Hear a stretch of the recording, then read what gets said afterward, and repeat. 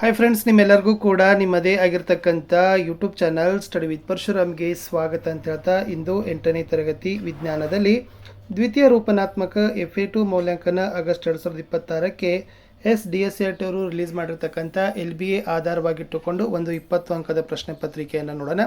ಈಗಾಗಲೇ ನಾನು ನಿಮಗೆ ಕನ್ನಡ ಆಗಿರ್ಬೋದು, ಇಂಗ್ಲೀಷ್, ಹಿಂದಿ, ಓಕೆ SS ಹಾಕಿದೆ. ಇವಾಗ ಸೈನ್ಸ್ ಇದೆ, ಮ್ಯಾಥ್ಸು ಕೂಡ ಬೇಗನೆ ಬರ್ತದೆ.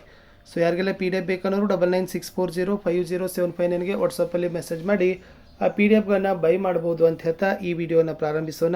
ಮೊದಲಿಗೆ ಘಟಕವಾರು ಅಂಕ ಹಂಚಿಕೆ. ಒಟ್ಟು ಆಗಬೇಕಾಗಿರ್ತಕ್ಕಂಥ ಘಟಕ 15%, ಅಂದರೆ 4ನೇದು ವಿದ್ಯುತ್ ಶಕ್ತಿ, ಕಾಂತೀಯ ಮತ್ತು ಉಷ್ಣದ ಪರಿಣಾಮಗಳು 11 ಅಂಕ 6 ಪ್ರಶ್ನೆ, ಬಲವನ್ನು ಅನ್ವೇಷಿಸುವುದು 9 ಅಂಕ 6 ಪ್ರಶ್ನೆ. ಒಟ್ಟು 20 ಅಂಕ 6 ಪ್ರಶ್ನೆಗಳ ಒಂದು ಪ್ರಶ್ನೆ ಪತ್ರಿಕೆ ಇದೆ. ಉದ್ದಿಷ್ಟ ನೋಡೋದಾದರೆ ಜ್ಞಾನ 6 ಇದೆ, ತಿಳುವಳಿಕೆ 8, ಅನ್ವಯ 2, ಕೌಶಲ 4. ಓಕೆ, ನೆಕ್ಸ್ಟ್ ಪ್ರಶ್ನೆಗಳ ವಿಧ ಆಧರಿಸಿ ಅಂಕ ಹಂಚಿಕೆಯನ್ನು ನೋಡೋದಾದರೆ ವಸ್ತುನಿಷ್ಠ 6 ಇದೆ, ಕಿರು ಉತ್ತರ 10 ಇದೆ, ದೀರ್ಘ ಉತ್ತರ 4 ಇದೆ, ಒಟ್ಟು 20 ಅಂಕ ಇದೆ. ಕ್ಲಿಷ್ಟತೆ ಮಟ್ಟ ಆಧರಿಸಿ ಅಂಕ ಹಂಚಿಕೆ ನೋಡೋದಾದರೆ ಸರಳವಾಗಿರ್ತಕ್ಕಂಥ ಪ್ರಶ್ನೆಯ ಉತ್ತರಗಳ ಸಂಖ್ಯೆ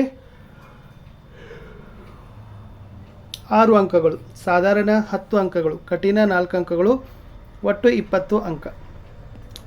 ಇನ್ನು ವಿದ್ಯುತ್ ಶಕ್ತಿ ಮತ್ತು ಕಾಂತೀಯ ಮತ್ತು ಉಷ್ಣದ ಪರಿಣಾಮಗಳಿಂದ 1 ಅಂಕದ 3, 2 ಅಂಕದ 2, 4 ಅಂಕದ 1, 6 ಪ್ರಶ್ನೆ 11 ಅಂಕಗಳು. ಬಲವನ್ನು ಅನ್ವೇಷಿಸುವುದರಲ್ಲಿ 1 ಅಂಕದ 3, 2 ಅಂಕದ 3, 6 ಪ್ರಶ್ನೆ 9 ಅಂಕ.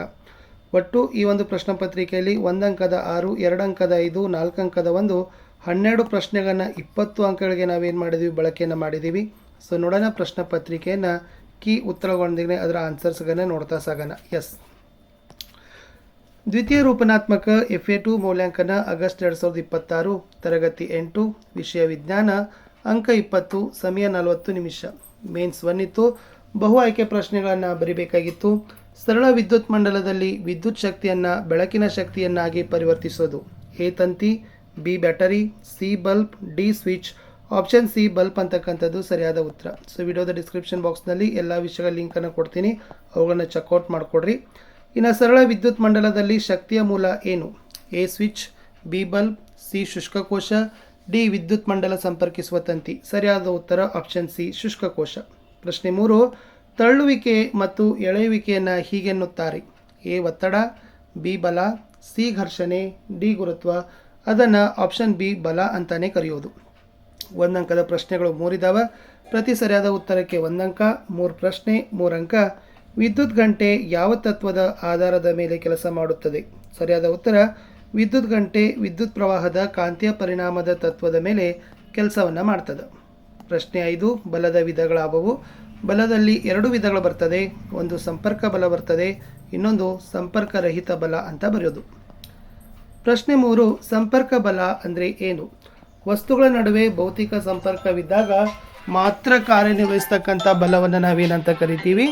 ಎಸ್, ಸಂಪರ್ಕ ಬಲ ಅಂತ ಕರಿತೀವಿ. So it's already very most important ಆಗಿರ್ತಕ್ಕಂಥ ಪ್ರಶ್ನೆ ಇತ್ತು. ಓಕೆನಾ?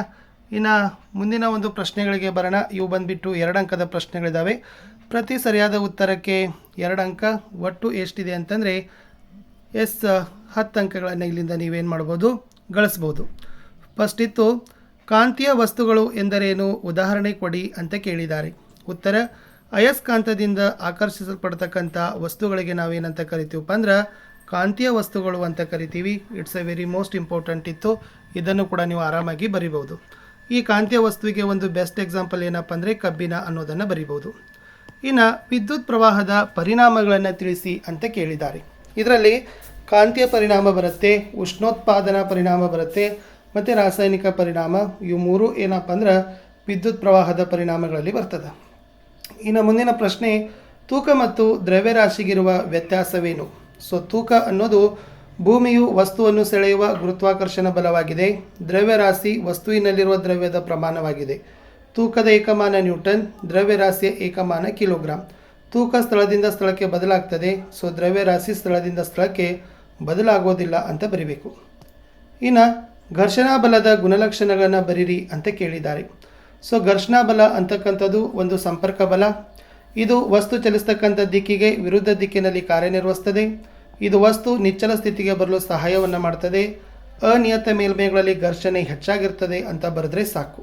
11ನೇ ಪ್ರಶ್ನೆ, ನಾವು ನುಣುಪುಳ್ಳ ನೆಲದಂತಹ ನಯವಾದ ಮೇಲ್ಮೈಗಳಲ್ಲಿ ಜಾರುತ್ತೇವೆ ಏಕೆ? ಹೌದು, ಏಕೆಂದರೆ ಘರ್ಷಣೆ ಎರಡು ಮೇಲ್ಮೈಗಳ ನಡುವೆ ಉಂಟಾಗುವ ಚಲನೆಯನ್ನು ತಡೆಯುವ ಶಕ್ತಿಯಾಗಿದ್ದು ಒರಟಾದ ನೆಲದ ಮೇಲೆ ಹಿಡಿತವನ್ನು ನೀಡುತ್ತದೆ. ಆದರೆ ಮಂಜುಗಡ್ಡೆ ಅಥವಾ ಹೊಳಪಿನ ನೆಲದ ಮೇಲೆ ಘರ್ಷಣೆ ತುಂಬ ಕಡಿಮೆ ಆಗ್ತದೆ, ಇದು ನಾವು ಜಾರುವಂತೆ ಮಾಡ್ತದೆ ಅಂತ ಬರೆದ್ರೆ ಸಾಕು. ಲಾಸ್ಟ್ ಪ್ರಶ್ನೆ, ನಿಂಬೆಹಣ್ಣಿನ ಉಲ್ಟಾಯಿ ಕೋಶದ ಮಂಡಲದ ಚಿತ್ರವನ್ನು ರಚಿಸಿ ಭಾಗಗಳನ್ನು ಗುರುತಿಸಿ ಅಂತ ಕೇಳಿದ್ದಾರೆ. ಸೊ ಈ ಚಿತ್ರ ಬರಿಬೇಕಾಗಿತ್ತು. ಇಲ್ಲಿ ನಿಂಬೆಹಣ್ಣುಗಳು ಬರ್ತವೆ, ಇದು ತಾಮ್ರದ ಪಟ್ಟಿ ಇದೆ, ಇದು LED ಬಲ್ಬ್ ಇದೆ, ಇದು ಕಬ್ಬಿಣದ ಮೊಳೆ ಇದೆ. ಇಷ್ಟು ನೀವು ನೀಟಾಗಿ ಅದನ್ನು ಬರೆದ್ರೆ ನಿಮ್ಮದು ಏನಾಗ್ತದಪ್ಪ ಅಂದ್ರೆ ಉತ್ತರ ಕಂಪ್ಲೀಟ್ ಆಗ್ತದೆ. ಸಿಗುವ ಹೊಸ ವಿಡಿಯೋದಲ್ಲಿ. Good luck.